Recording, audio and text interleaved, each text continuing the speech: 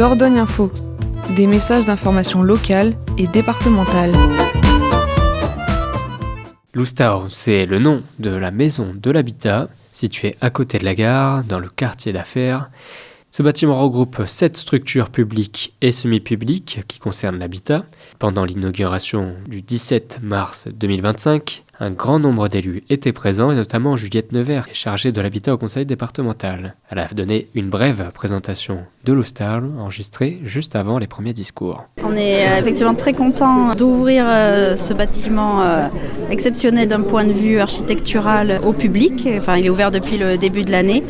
Un guichet unique en fait de tous les services qui touchent à l'habitat et l'aménagement du territoire à destination du grand public et aussi bien sûr des collectivités et des professionnels. Là, donc ça sera situé à côté de la gare de Périgueux. C'est à côté de l'espace Aliénor ? Oui, juste à côté. Ça va accueillir quel établissement, alors quelle société ? Donc nous avons l'ADIL, l'Association départementale d'information au logement, le CAUE, Solia, Terren et le service habitat du département, donc dans ce premier bâtiment, et tout l'autre bâtiment est dédié à Périgord Habitat. Donc, qui a regroupé en un seul site sur Périgueux ces différentes agences. Donc, tout Périgord Habitat maintenant est réuni ici. Et alors tout ce bâtiment a été construit avec des normes particulières. Oui, alors j'ai oublié le nom précisément, mais on est sur un niveau très très élevé d'exigence environnementale, que ce soit au niveau des matériaux utilisés, un bâtiment très peu énergivore, qui a été pensé être très peu consommateur d'énergie et la mise en avant de matériaux aussi durables et biosourcés.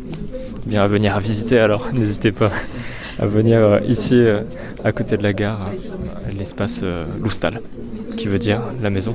C'est ça, Loustao, oui. On a choisi un nom occitan pour mettre en valeur notre langue régionale. Merci Juliette Nevers. Merci à vous. Se sont suivis ensuite des discours, notamment celui de Cédric Ramière, l'architecte du cabinet Coco à Sénac, qui a rappelé des informations importantes sur la construction du bâtiment. La réalisation de cette opération exemplaire représentant un investissement global de 14 millions d'euros hors taxes est le socle du développement de Terren Périgord, qui est désormais la marque commerciale sous laquelle travaille la CEMIPER, Société anonyme d'économie mixte départementale, qui a désormais achevé son redressement, la SCI MDH, qui, après sa construction, porte l'exploitation de la maison départementale de l'habitat Dordogne-Périgord, que nous dénommons maintenant Loustao. Enfin, Foncière Périgord, dédiée à la redynamisation commerciale et à l'immobilier d'entreprise sur l'ensemble du territoire départemental, dont les premières interventions sont effectives à Périgueux. Je passe la parole à Cédric Ramière, ici devant, architecte représentant l'agence Coco Architecture, mandataire du groupement de maîtrise d'œuvre, afin qu'il nous fasse une rapide présentation technique du bâtiment avant d'engager la visite qui se fera par la passerelle, donc à l'extérieur. Merci à vous.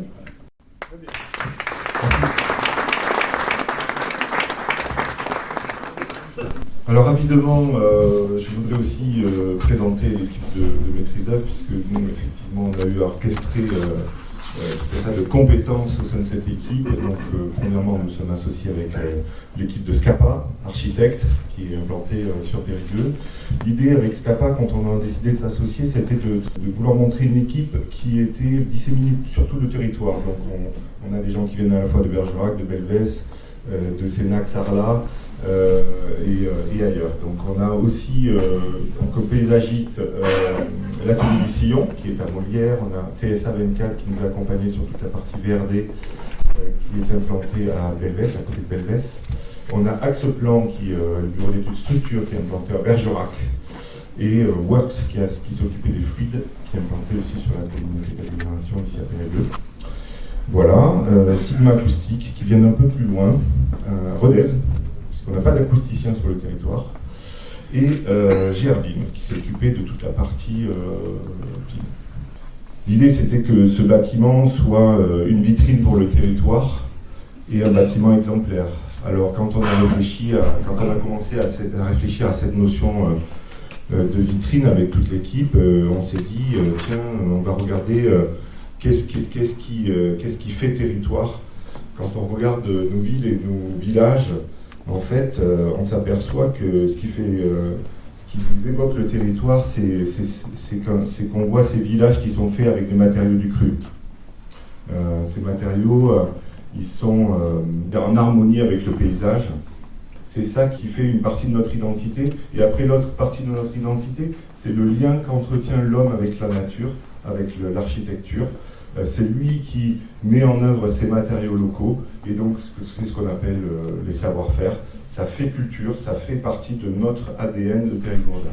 Et donc, l'idée, quand on est parti sur ce projet avec l'équipe, ça a été très vite de monter comme une sorte d'atlas des matériaux et des savoir-faire locaux. Donc on s'y est attelé avec une entreprise qui nous accompagnait, qui n'est pas citée tout à l'heure, mais qui fait aussi partie de l'équipe de maîtrise d'œuvre. C'est Nobatec qui nous a accompagnés sur toute la partie environnement. Et du coup, on a monté comme ça une sorte de carte des gisements de matériaux locaux, des savoir-faire, qui nous a permis ensuite de faire des choix de matériaux sur ce projet-là. Évidemment, on se dit une maison périgourdine, c'est une maison avec un toit pentu, etc. Bon.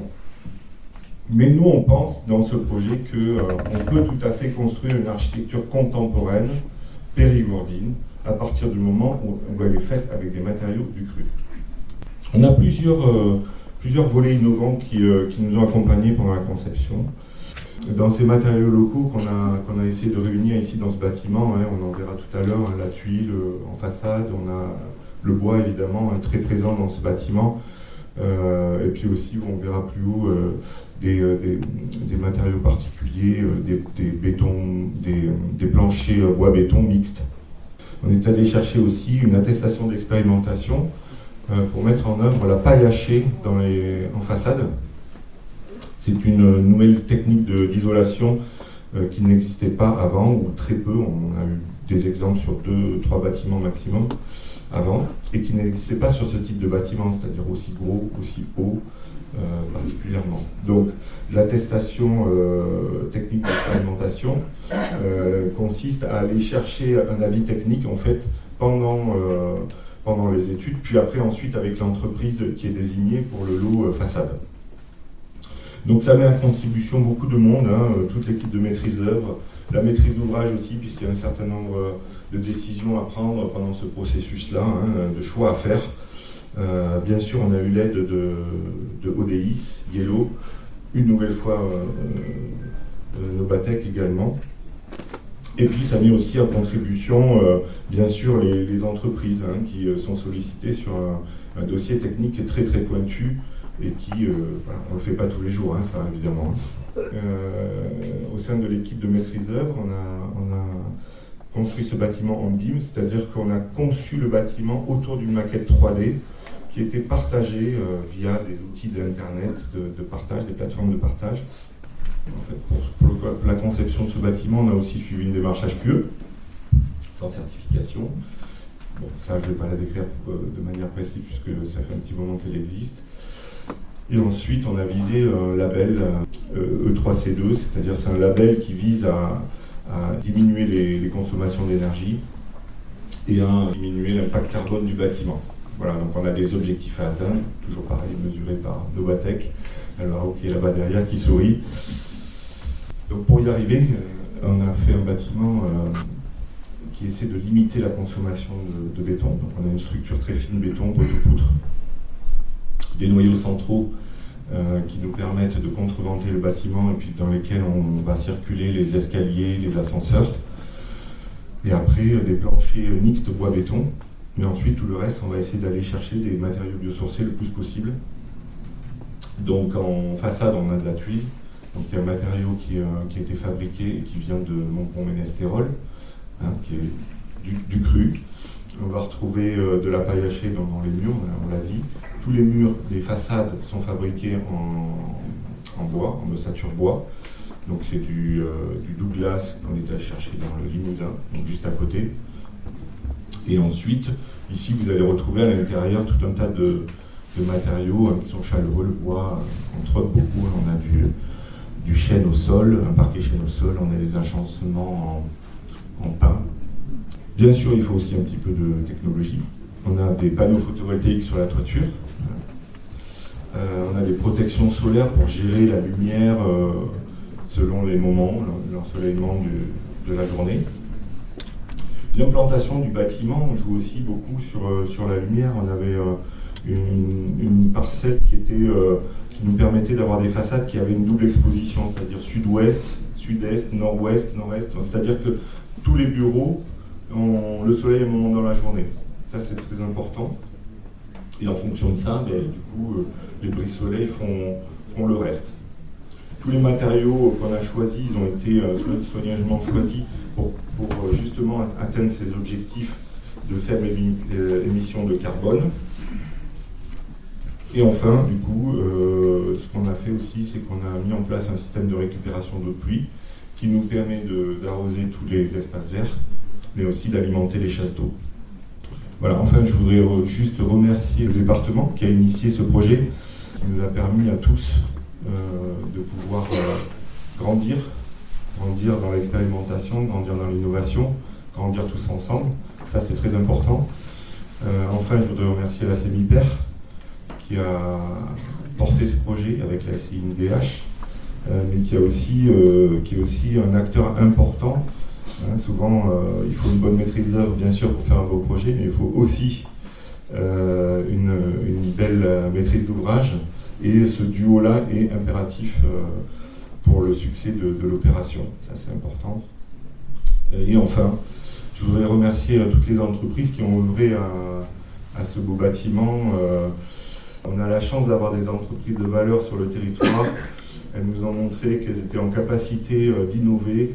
Et donc ce bâtiment nous appartient bien à tous, parce que c'est notre savoir-faire ici qui est représenté. Merci à elles, je pense qu'on peut les applaudir. Voilà.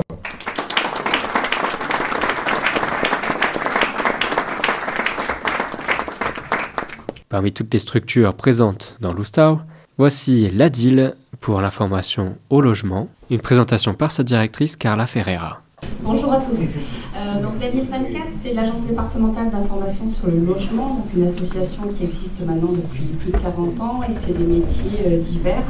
Nous avons donc des juristes qui renseignent tout particulier en matière d'habitat, donc c'est le domaine de la location, l'accession à la propriété, la fiscalité, l'urbanisme.